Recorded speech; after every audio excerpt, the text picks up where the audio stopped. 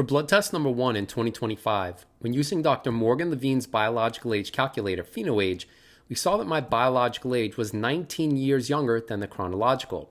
So what might be contributing to these data? So let's start off with prescription meds. And if you're familiar with the channel, the first one isn't a surprise. That's levothyroxine. I was diagnosed with hypothyroidism in my 20s, so I've been taking levothyroxine for most of my life. Now that story I'm hoping to change, as my free T3 to free T4 ratio has been low and relatively aged, not even worse than age expected. So I'm hoping to convince the endocrinologist to switch me over to Cytomel, which is T3, which should raise T3 and improve the free T3 to free T4 ratio. All right, so what about supplements? Now, the first shouldn't be a surprise either. I live in Boston, so for 8 to 9 months out of the year, I'm not able to get full body sun exposure. And the good news is later in the year that will change. So I'll flip it where I'll be getting full body sun exposure for almost all of the year as I'm moving from Boston. Nonetheless, for now, I supplemented with 2,000 IUs of vitamin D per day for all 49 of the 49 days that corresponded to this blood test. So what does that even mean, that there were 49 days that corresponded to this blood test? Well, that 49-day period started immediately after test number 8 in 2024, which was on December 17th, and then it lasted until the day before test number 1 in 2025, which was on February 4th, so the period went through February 3rd. The next supplement is nicotinic acid, and I'm doing that specifically to raise NAD, as without it, my NAD levels can be relatively low, 20 micromolar. Now, I didn't show the full average, 49-day average for nicotinic acid or niacin. We'll see niacin's intake later in the video. And that's because NAD levels, in my experience, are very sensitive to change relatively quickly with supplementation, especially nicotinic acid. So with that in mind, I find it more valuable to look at the 1 week or how much I supplemented with for the 1 week prior to testing NAD. And for the 1 week prior to doing that, I supplemented with 201 milligrams per day of nicotinic acid. I make my own stock solution and then drink about 50 milliliters of that every day. Now, rather than just assuming it will increase my blood intracellular levels of NAD, I test so that I can find out. And to do that, I send blood to Ginfinity. And if you want to measure your own NAD levels, there's the discount link in the video's description.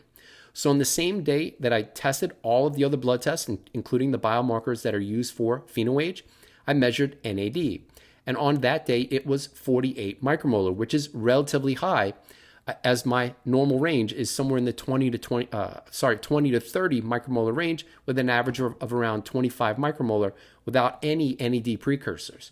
So then one could say, well, look, your NAD levels are relatively high compared to your baseline. Maybe that had an impact on your biological age using PhenoAge. So I'm skeptical, and that's because I've had biological ages that are 19 years younger than the chronological, and that's with NAD levels that were 25 micromolar. So it seems like it's not essential. NAD levels being higher than 25 micromolar, in my case, are not essential for having a relatively youthful biomarker profile, at least when looking at PhenoAge. The third supplement was N-acetylcysteine. I supplemented with 1.5 grams per day for the last 38 days of the 49-day period. And technically, I supplemented with NAC for 40 days, as I supplemented with 1 gram per day prior to that, only for 2 days. And I did that because there are 2 clinical trials that have shown a reduction in homocysteine in response to 1.5 grams per day of N-acetylcysteine. However, in my case, it didn't make much of a dent. Homocysteine was still a relatively high 9.8 micromolar. And for those who may make the comment, maybe you have the MTHFR, or maybe I'm saying it wrong, the methylfolate gene, SNP. I don't, because homocysteine levels are about half of where they are now about 20 years ago. So I've succumbed to the age-related increase for homocysteine, and I'm working to get it back. For now, the only thing that seems to work is high-dose B12, but that's significantly correlated with a lot more biomarkers going in the wrong direction than right. And sorry for the plug, but those correlations are on Patreon. So I'm still trying to figure out the recipe to bring homocysteine down without messing up the rest of the biomarkers. But that's it for supplements, which then brings us to diet. What diet composition corresponds to this 19-year younger biological age? And that's what we'll see here. This is the average daily dietary intake for that 49-day period test to test, from test number 8 in 2024 to test number 1 in 2025. And note that I track my data or track my diet every day, first by using a food scale and then entering that data into Chronometers. So these aren't estimates. This is as close as one can get to accurate dietary records as I weigh my food every day. So this list is ranked in grams with 2 exceptions. Coffee, which is in ounces, and note that that's not 0.4 milliliters or ounces of, they're different. Obviously, milliliters and ounces are different. That's not 0.4 ounces of coffee every day. That's one 20-ounce coffee that I made at home. I put some ground coffee in a stainless steel ball and just brewed it. I did that once over this 49-day period. The second is green tea, which is also in ounces. And if you want to use what I use, which is organic loose leaf green tea sourced from Japan, discount link in the video's description. All right, so now, were there any experiments for this test? And there always are. I'm trying to improve the weak spots like homocysteine, DHEA sulfate, and thyroid hormones without messing up all the other biomarkers. So what experiments did I do dietarily to try to move the needle for some of the biomarkers? So first, I added alfalfa sprouts back into the approach. I had them in for a few tests. I took them out for a few tests. And now I added them back in, 113 grams per day. So I'm sprouting at home because they can be expensive buying them at the store. And I did that because they are significantly correlated with a lower systolic blood pressure. Systolic blood pressure increases during aging. So I'm trying to resist that. And to try to resist that, I added the alfalfa sprouts back in with the hope that maybe they'll help. And again, I don't know about causation. All I can do is test the correlation. So I added that bit back in to see if they can help keep my systolic blood pressure relatively low. My current averages are around 120 over 71, 72. Next up are sardines, and this is a cut in the opposite direction. So I cut my sardine intake, and I didn't do that for any reason other than to get more or to get some wild-caught salmon into the approach. So why did I do that? Well, astaxanthin, which is found in salmon, and my diet has no astaxanthin from anywhere else. Astaxanthin has been shown to increase lifespan, at least in mice. And in a couple of clinical trials, it's been shown to have positive effects on skin and eyes. These are areas I hope to improve or resist age-related changes. So with that in mind, with the exception of cost, wild-caught salmon is more expensive than sardines. I'm going to include about a 50-50 mix of sardines and salmon. So it's not going to be 100% sardines going forward. I'm going to switch it to a 50-50 mix, and I may actually eventually switch it to 100% wild-caught salmon in the future, so I can escape getting, the food from the can. Inherent in that, though, is cooking and meal prep. I don't have that, issue with sardines, but, in the quest for optimal health, right? All right, next up, oranges. Increase that a bit from the last test, and actually from 2 tests ago, that's about 30 grams higher. So I've increased it for a couple of tests to test their correlation with DHEA sulfate, as there's a significant positive correlation.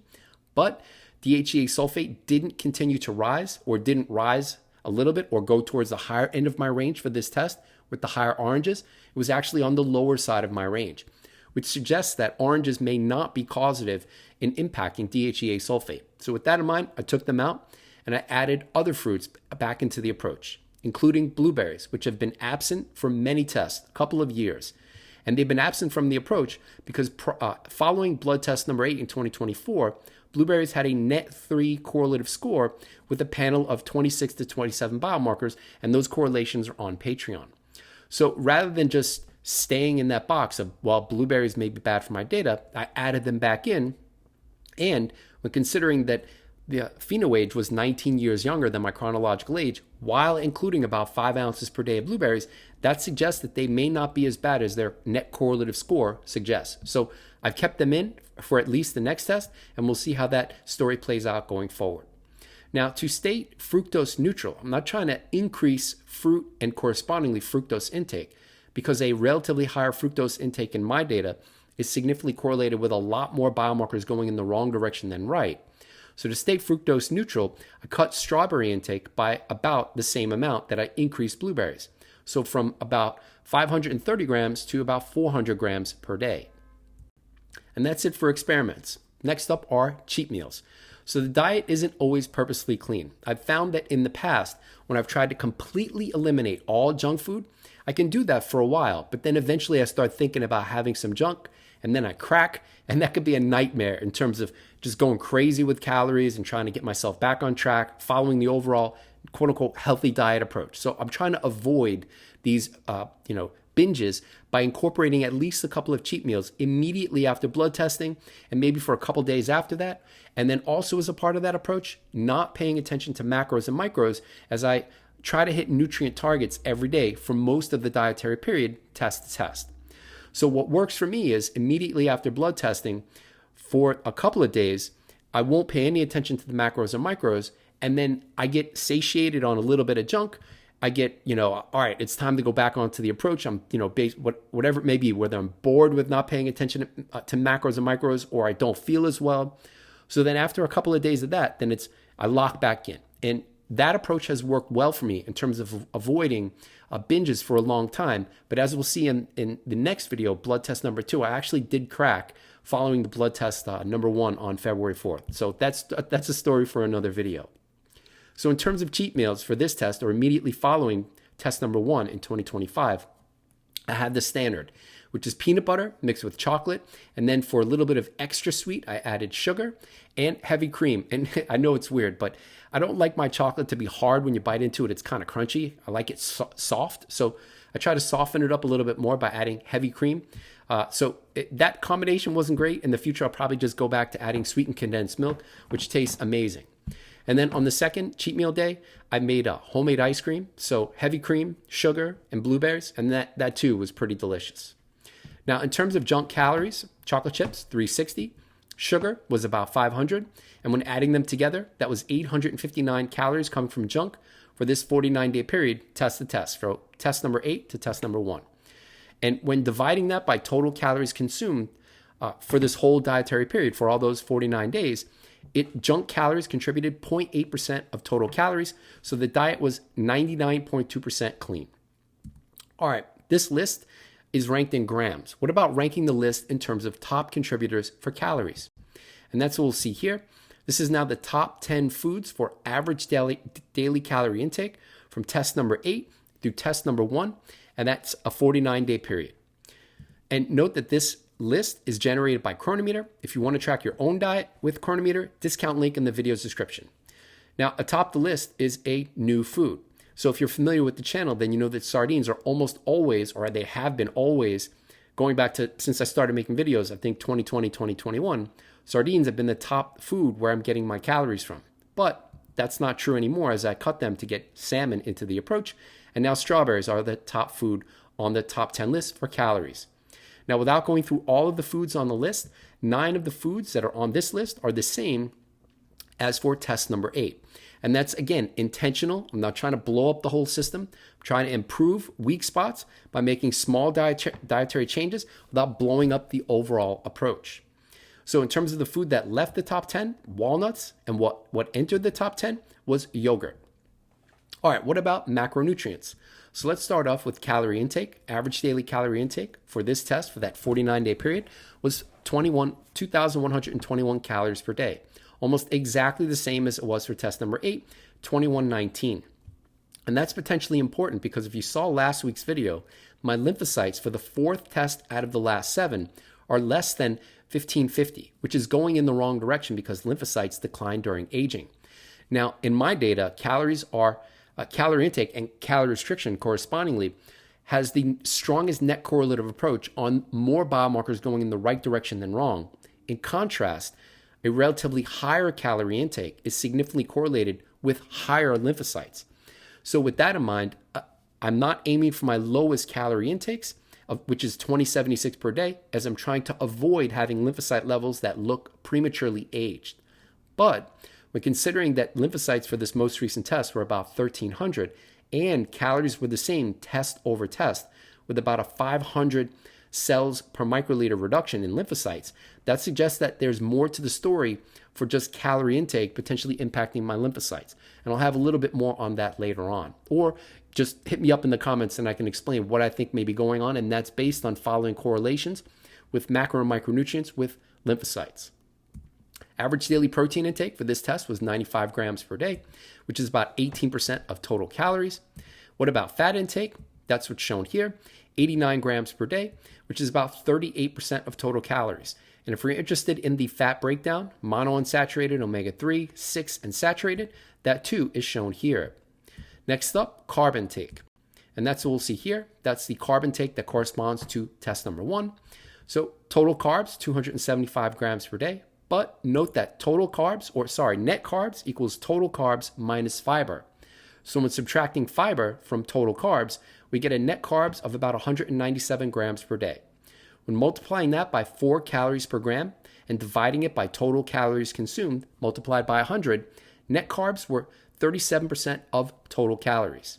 Now, within carbs, note that about 20% of fiber is soluble fiber, which means that soluble fiber is fermented by gut bacteria into short-chain fatty acids, including acetate, propionate, and butyrate. In other words, a fraction of fiber is converted into fat. More specifically, about 153 calories which come from fiber are converted into fat. And that's about 7% of total calories where fiber is converted into fat by gut bacteria, or it's an estimation. So now we can add that 7% to my previous fat intake of about 38%, and we can see what my net macros were for this test that correspond to the 19-year younger biological age. 45% fat, 37% net carbs, and about 18% protein. Now, I can't say if this mix would be best for others. The only way to know is to do the experiment. But in my data, this seems to be a part of the overall approach for help keeping my biological age and the 9 biomarkers on PhenoAge relatively youthful. Now, that's probably only a part of the story. Leanness and some measure of fitness probably contribute to that too. So if you're interested in optimizing your PhenoAge, I'd recommend tracking diet, checking to see how your calorie intake may track with biomarkers, whether they improve or not. In my case, they do. Getting lean. And these are things that I did. Maybe they'd be beneficial for others. All right, now also note that within total carbs, I track sugar intake, but I don't look at correlations for total sugars because sugars aren't a homogeneous group. They include glucose, galactose, lactose, maltose, and so on. In my case, I'm tracking total fructose intake. And that's because, as I mentioned earlier, a higher fructose intake in my data, I don't know if it's true for others, is significantly correlated with a lot more biomarkers going in the wrong direction than right. So with that in mind, I try to aim for the low end of my fructose intake range. So for this test, average fructose intake, so note that sucrose is half fructose. So when adding that to fructose, I get a total fructose of about 63 grams per day, which seems like a lot, but that's close to half of my highest fructose intakes that correspond to any blood test since 2015, as I have more than 50 tests over that time period. All right, what about micronutrients? So we'll start off with vitamins, and it may be hard to see. I'd recommend going full screen if you haven't already. And for anyone starting on this journey that's trying to optimize biomarkers through diet and wants to track diet to do it, I'd recommend at least trying to get full RDA coverage for all vitamins and minerals. Now, in terms of what may be optimal above that, that takes an iterative process of trial and error. So test, look at correlations, increase certain nutrients, test again. So by using that process, that's how I've come to settle on where these vitamin levels are right now. I do try to push certain levers here and there, as we'll see, for example, with niacin, but the micronutrients are pretty much close to set, at least for now. And with that in mind, many of the micronutrients that are on this list, many of the vitamins and minerals, as we'll see in a bit, are purposely much higher than the RDA. In earlier videos, I've highlighted vitamin K, where the RDA, or what's considered an adequate intake, is around 100 micrograms per day, depending on if you're a man or woman. I think it's 90 for men and 120 for women. You can see in my case, that's 2,500 micrograms per day. And I didn't settle on that arbitrarily. It's by that iterative process, test over test over test, following correlations with diet to see, how high can I go that can potentially make a positive impact on biomarkers. Now, for perspective, let's pull up the average vitamin intake for test number 8. And without going through all of the data, you can see that most of it is in the same ballpark. So again, not trying to blow up the system, but make small changes. So with that in mind, you can see that there are just mainly 2 main changes. About 30% lower B12. So 8 micrograms for test number 1 versus 12, and that's mainly because of less sardines and overall fish, but I've increased that for the next test, so that should be probably close to around 12 micrograms per day for the next test. And then also we can see total niacin intake, which includes nicotinic acid supplementation, was about 40 milligrams higher per day, which highlights looking at that 7-day period prior to testing for nicotinic acid supplementation, as that was 200 milligrams per day. So if I looked at the full 49-day period, it would only be a 40 milligram increase per day for niacin, which includes nicotinic acid. But by looking at that 7-day period beforehand, now we can see the specificity of it was actually higher. My nicotinic acid and niacin levels were actually higher. So in other words, I may be underrepresenting correlations for NAD with vitamins, minerals, and niacin if I look at the full 49-day period, because NAD levels, again, are very sensitive to change pretty quickly in response to diet. All right, next up, vitamin levels, as shown here, test number 1, and for perspective, for test number 8. If you've ever wondered what's optimal for biomarkers, I've got a new Patreon tier that includes a 95-minute video with 40 published references for all of the 27 biomarkers shown here. Note that this is not what the reference ranges are. This is what may be optimal for health and longevity based on the published literature. So if you've ever gotten a blood test and you're interested in knowing what may be optimal, check it out. And if you're interested in more of my attempts to biohack aging, check us out on Patreon, where I include daily data for fitness metrics and sleep stages, daily dietary data. So rather than waiting 2 months to show average dietary data, I post daily dietary data on Patreon. You can also get early ad-free access. So rather than watching videos on YouTube where there are ads every 5 minutes, ad-free on Patreon. And also, I have a biomarker correlations tier where I look at correlations for foods, macros, and micros that help structure the overall dietary approach with the goal of optimizing biomarkers towards youth and maximal health. And last but not least, if you're interested in optimizing your own blood test results, I do offer consults. So there's a special tier on Patreon just for that, so check it out. And before you go, we've got a whole bunch of discount and affiliate links that you can use to test yourself, which go to help support the channel, including ultralabtest.com, which is where I get the majority of my blood tests done. The clearly filtered water filter, which I have right now, and I'm using that every day. And note that all of these affiliate links I'm currently using or have recently used. I would never have anything on this channel that I'm not a proponent of 100%, and you'll never see me trying to, hawk supplements. Never. That's not what I'm trying to do. I want people to test themselves to figure out their own recipe for optimal health. At-home metabolomics, oral microbiome composition, NAD testing with Ginfinity, epigenetic testing, at-home blood testing with Cyfox Health, which includes ApoB, but also GrimAge, green tea, diet tracking with Chronometer, or if you'd like to support the channel, you can do that with the website Buy Me a Coffee. We've also got merch, so if you're interested in wearing the ConquerAging or Diet Trying brand, as I've got on here, that link and all the other links will be in the video's description. Thanks for watching. I hope that you enjoyed the video. Have a great day.